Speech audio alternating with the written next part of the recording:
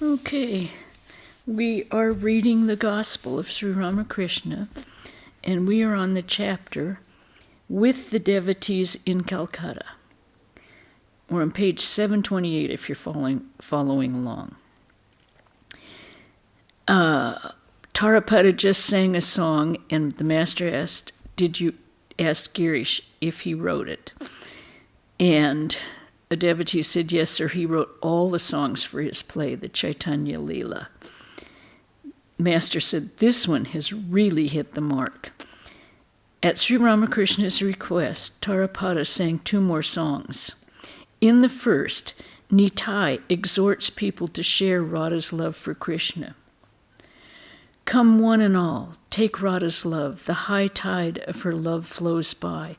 It will not last for very long. Oh, come then. Come ye one and all. In countless streams it flows from her, as much as you desire is yours. Made all of love, she pours out love, unstintingly for everyone. Her love intoxicates the heart with heavenly bliss and thrills the soul. Oh, come and sing Lord Hari's name. Drawn by her love, oh, come ye all. Next he sang about Gauranga.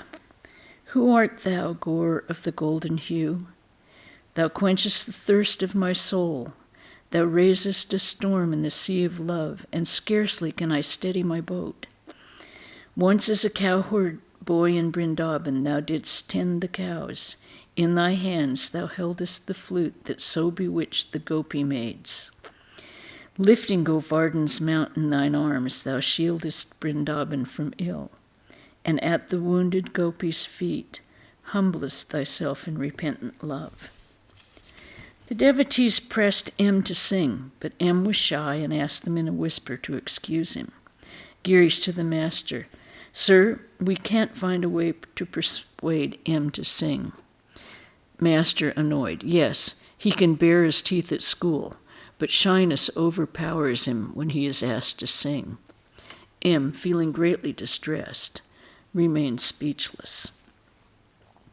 Suresh Mitra, a beloved householder disciple of the master, was seated at a distance. The master cast an affectionate glance at him and said to him, pointing to Girish, you talk of having lived a wild life, but here is one you could not surpass. Suresh with a smile, yes, sir, he is my elder brother in that respect. All laugh. Girish to the master, well, sir, I didn't have any education during my boyhood, but still people say I'm a learned man. Master, Mahima Charan has studied many scriptures, a big man, to M. Isn't that so? M, yes, sir. Girish, what? Book learning? I have seen enough of it. It can't fool me any more. Master with a smile, do you know my attitude? Books, scriptures, and things like that only point out the way to reach God. After finding the way, what more need is there of books and scriptures? Then comes the time for action. A man received a letter from home informing him that certain presents were to be sent to his relatives. The names of the articles were given in the letter. As he was about to go shopping for them, he found that the letter was missing. He began anxiously to search for it, several others joining in the search. For a long time they continued to search. When at last the letter was discovered, his joy knew no bounds. With great eagerness, he opened the letter and read it. It said that he was to buy 5 seers of sweets, a piece of cloth, and a few other things. Putting it aside, he went out. He did not need the letter anymore, for it had served its purpose. Putting it aside, he went out to buy the things. How long is such a letter necessary? As long as its contents are not known. When the contents are known, one proceeds to carry out the directions. In the scriptures, you will find the way to realize God. But after getting all the information about the path, you must begin to work. Only then can you attain your goal. What will it avail a man to have mere scholarship? A pundit may have studied many scriptures. He may recite many sacred texts.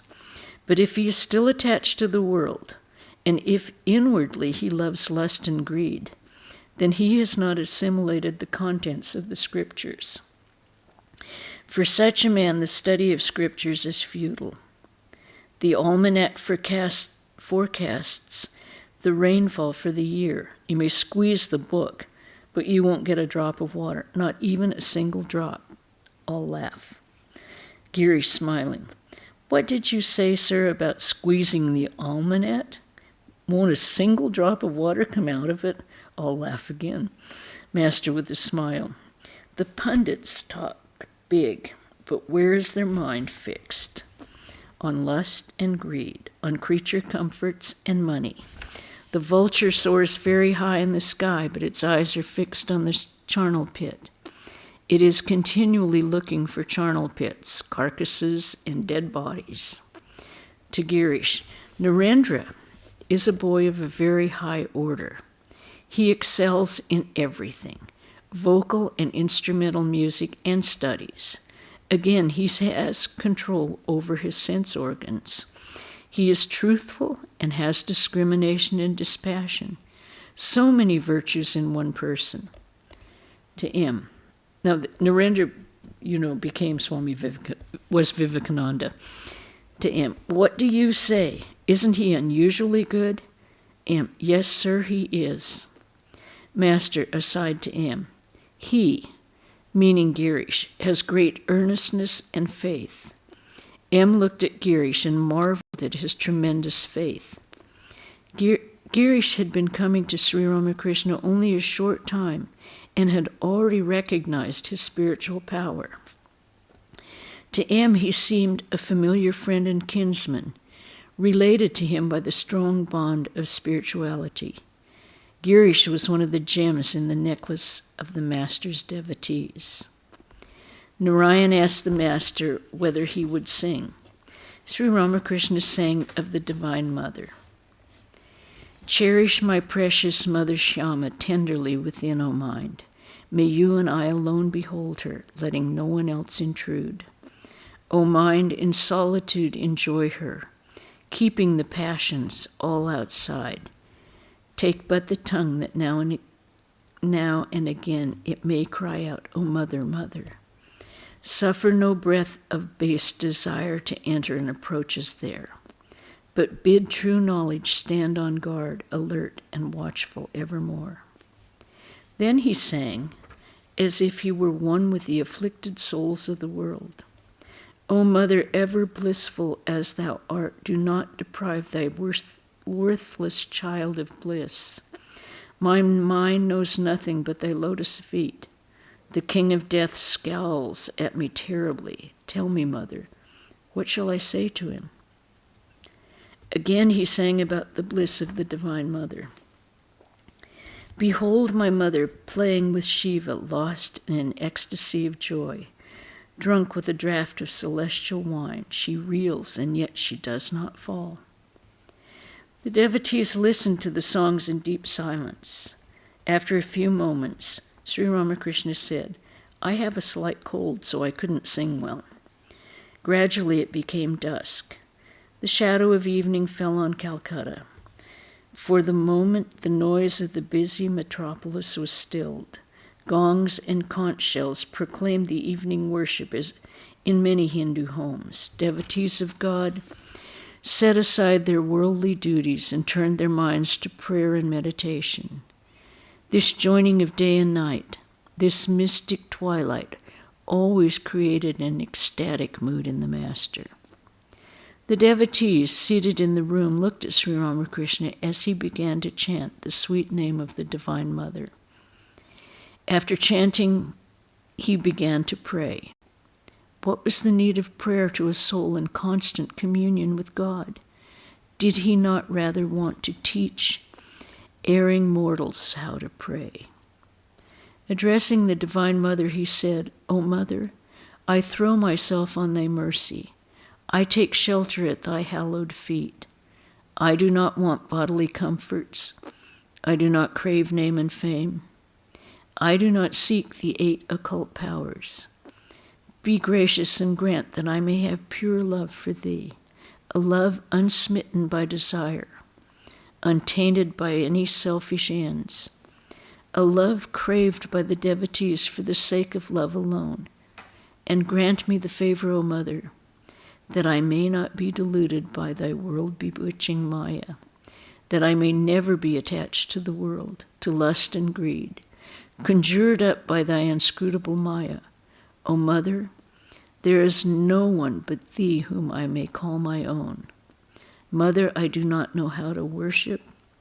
I am without austerity. I have neither devotion nor knowledge. Be gracious, Mother, and out of thy infinite mercy, grant me love for thy lotus feet. Every word of this prayer uttered from the depths of his soul stirred the minds of the devotees. The melody of his voice and the childlike simplicity of his face touched their hearts very deeply. Girish invited the master to his house, saying that he must go there that very night. Master, don't you think it will be late? Girish, no, sir, you may return any time you like. I shall have to go to the theater tonight to settle a quarrel there. It was 9 o'clock in the evening when the master was ready to start for Girish's house. Since Balaram had prepared supper for him, Sri Ramakrishna said to Balaram, "Please send the food you have prepared for me to Girish's. I shall enjoy it there." He did not want to hurt Balaram's feelings. As the master was coming down from the second floor of Balaram's house, he became filled with the divine ecstasy. He looked as if he were drunk. Narayan and M were by his side. A little behind came Ram, Juni, and other devotees. No sooner did he touch the ground floor than he became totally overwhelmed. Narayan came forward to hold him by the hand lest he should miss his footing and fall. The master expressed annoyance at this. A few minutes later, he said to Narayan affectionately, "If you hold me by the hand, people may think I am drunk. I shall walk by myself." Girish's house was not far away. The master passed the crossing at Bushpara Lane. Suddenly he began to walk faster. The devotees were left behind. Presently, Narendra was seen coming from a distance. At other times, the master's joy would have been unbounded at the thought of Narendra or at the mere mention of his name. But now he did not even exchange a word with his beloved disciple.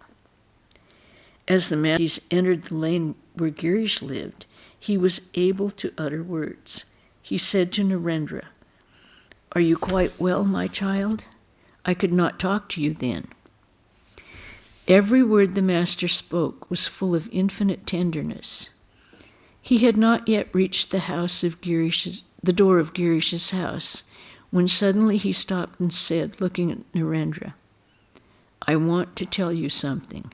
This is one, and that is another." Who could know what was passing through his innermost soul at this moment? Girish stood at the door to welcome the master. As Sri Ramakrishna entered the house, Girish fell at his feet and lay there on the floor like a rod. At the master's bidding, he stood up, touching the master's feet with his forehead. Sri Ramakrishna was taken to the drawing room on the second floor. The devotees followed him and sat down, eager to get a view of the master and listen to every word that fell from his lips. Sri Ramakrishna was about to take the seat reserved for him. He saw a newspaper lying near it. He signed to someone to remove the paper. Since a newspaper contains worldly matters, gossip and scandal, he regarded it as unholy. After the paper was removed, he took his seat. Nitya Gopal came forward and bowed low before the master. "Master, well, you haven't been to Dakshineshwar for a long time." Nitya Gopal, "True, sir. I haven't been able to go there. I haven't been well. I have had pains all over my body. Master, how are you now? Nichi Gopal, not so well, sir. Master, bring your mind down 1 or 2 notes. Nichi Gopal, I don't like people's company. They say all kinds of things about me. That frightens me. But again, I feel great strength within. Master, that's only natural. Who lives with you? Nichi Gopal, Tarak, who became Swami Shivananda. He is always with me, but sometimes he too gets on my nerves. Master, Nangta told me that there lived at his monastery an ascetic who had acquired occult powers. He used to go about with his eyes fixed on the sky. But when one of his companions left him, he became disconsolate. Again the master went into an ecstatic mood. Strange thoughts seemed to stir in his mind, and he remained speechless. After a while he said, Art thou come? I too am here. Who could pretend to understand these words? Many of his devotees were in the room. Narendra, Girish, Ram, Haripada, Chuni, Balaram, and M. Narendra did not believe that God could incarnate himself in a human body, but Girish differed with him. He had the burning faith that from time to time the Almighty Lord, through his inscrutable power, assumes a human body and descends to earth to serve a divine purpose. The master said to Girish, I should like to hear you and Narendra argue in English.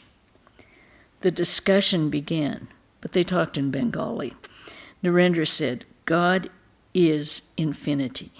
How is it possible for us to comprehend him? He dwells in every human being. It is not the case that he manifests himself through one person only. Sri Ramakrishna tenderly, I quite agree with Narendra. God is everywhere. But then you must remember that there are different manifestations of his power in different beings. At some places, there is a manifestation of his avidya shakti. At others, a manifestation of his vidya shakti. Through different instruments, God's power is manifest in different degrees, greater and smaller. Therefore, all men are not equal. Ram, what is the use of these futile arguments? Master sharply, no. There is a meaning in all this. Girish to Narendra. How do you know that God does not assume a human body? Narendra, God is beyond words and thought. Master, no, that is not true. He can be known by the pure buddhi, which is the same as the pure self.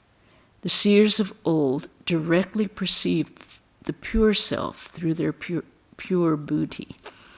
Girish to Narendra. Unless God himself teaches men through his human incarnation, who else can teach them spiritual mysteries? God takes a human body to teach men divine knowledge and divine love. Otherwise, who will teach? Narendra, why God dwells in our own hearts, he will surely teach us from within the heart. Master tenderly, yes, he will teach us as our inner guide. Gradually, Narendra and Girish became involved in a heated discussion. If God is infinity, how can he have parts? What did Hamilton say? What are the views of Herbert Spencer and Tyndall and of Huxley? And so forth and so on. Master to M, I don't enjoy these discussions. Why should I argue at all? I clearly see that God is everything. He himself has become all. I see that whatever is God. He is everything. Again, he is beyond everything. I come to a state in which my mind and intellect merge in the indivisible. At the sight of Narendra, mind loses itself in the consciousness of the Absolute. To Girish, what do you say to that? Girish with a smile. Why ask me? If I understood everything except that one, as if I understood everything except that one point. All laugh. Master, again, I cannot utter a word unless I come down at least 2 steps from the plane of samadhi. Shankara's non-dualistic explanation of Vedanta is true, and so is the qualified non-dualistic interpretation of Ramanuja. Narendra, what is qualified non-dualism? Master, it is the theory of Ramanuja. According to this theory, Brahman, or the Absolute, is qualified by the universe and its living beings. These 3, Brahman, the Word, and the world and living beings, together constitute 1. Take the instance of a bell fruit. A man wanted to know the weight of the fruit. He separated the shell, the flesh, and the seeds. But can a man get the weight by weighing only the flesh? He must weigh flesh, shell, and seeds together. At first it appears that the real thing in the fruit is the flesh, and not its seeds or shell. Then by reasoning, you find that the shell, seeds, and flesh all belong to the fruit. The shell and seeds belong to the same thing that the flesh belongs to. Likewise, in spiritual discrimination,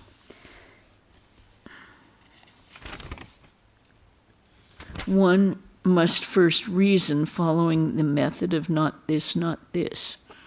God is not the universe. God is not the living beings. Brahman alone is real, and all else is unreal. Then one realizes, as with the bell fruit, that the reality from which we derive the notion of Brahman is the very reality that evolves the idea of living beings in the universe. The Nitya and the Leela are the 2 aspects of one and the same reality. Therefore, according to Ramanuja, Brahman is qualified by the universe and living beings. This is the theory of qualified non-dualism. To M, I do see God directly. What shall I reason about? I clearly see that He Himself has become everything, that He Himself has become the universe and all living beings. But without awakening one's own consciousness, one cannot realize the all-pervading consciousness. How long does a man reason? So long as he has not realized God. But mere words will not do. As for myself, I clearly see that He Himself has become everything. The inner consciousness must be awakened through the grace of God. Through this awakening, a man goes into samadhi. He often forgets that he has a body. He gets rid of his attachment to lust and greed, and does not enjoy any talk unless it is about God. Worldly talk gives him pain. Through the awakening of the inner consciousness, one realizes the all-pervading consciousness. The discussion came to a close. Sri Ramakrishna said to M, I have observed that a man acquires one kind of knowledge about God through reasoning, and another kind through meditation. But he acquires a third kind of knowledge about God when God reveals Himself to him, his devotee. If God Himself reveals to His devotee the nature of divine incarnation, how He plays to human form, then the devotee doesn't have to reason about the problem or need an explanation. Do you know what it is like? Suppose a man is in a dark room.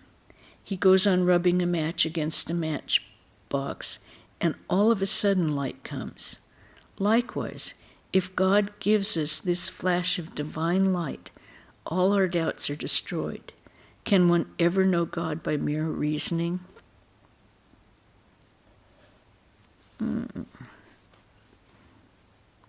Sri Ramakrishna asked Narendra to sit by his side. He tenderly inquired about his health and showed him much affection. Narendra to the master, "Why, I have meditated on Kali for 3 or 4 days, but nothing has come of it." Master, "All in good time, my child. Kali is none other than Brahman. That which is called Brahman is really Kali. She is the primordial energy. When the energy remains inactive, I call it Brahman. And when it creates, preserves, or destroys, I call it Shakti or Kali. What you call Brahman, I call Kali. Brahman and Kali are not different. They are like fire and its power to burn. If one thinks of the fire, one must think of its power to burn.